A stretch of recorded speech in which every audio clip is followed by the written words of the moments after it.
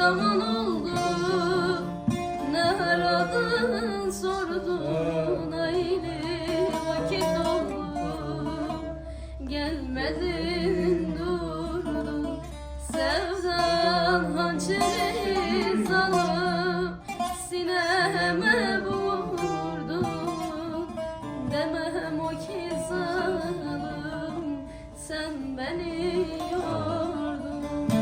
Dağlara mı yazdın, sulara mı yazdın, rüzgara mı yazdın, siz unutsun beni. Dağlara mı yazdın, sulara mı yazdın, rüzgara mı yazdın, siz unutun beni. Güzel arkadaş. Aman haylo gelin seni verdiler dağla beline, le le le le le le le le.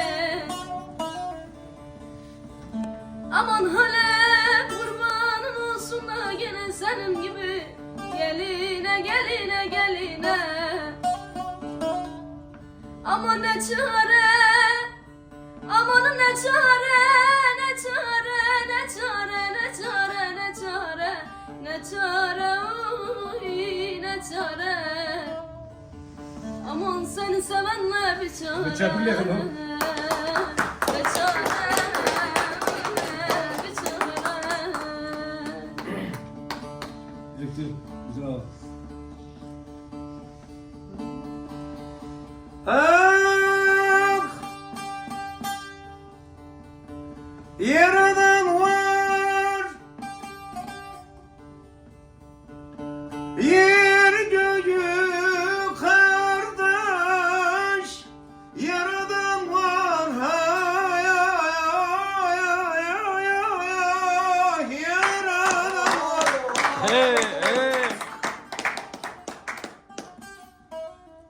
Mağrurlanma padişahım, seni de benim gibi yaradan var. Mağrurlanma padişahım, seni de benim gibi yaradan var. Yaradan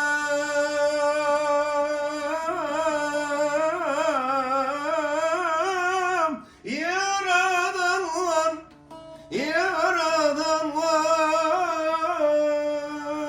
Dağlara mı yazdın, sulara mı yazdın, rüzgara mı yazdın, tez unutsun beni. Dağlara mı yazdın, sulara mı yazdın, rüzgara mı yazdın, Tez unutsun beni. Azan satayım. Eyvallah, ağzınıza yüreğinize sağlık. Beni pijama İmran Avcı şekerki Çiçeğe Urfa'yı, Cerraha'yı. Urfa'nın yeni yıldızı İmran. Mükemmel bir ses. Allah yolunu baktın açık etsin. Evet, inanıyorum izleyenler şu an orada alkış koparıyor. Çepke kimezim ne dakın. İdamın pilot kim? Desti yapıyor kumaşlı. Kültürden bak.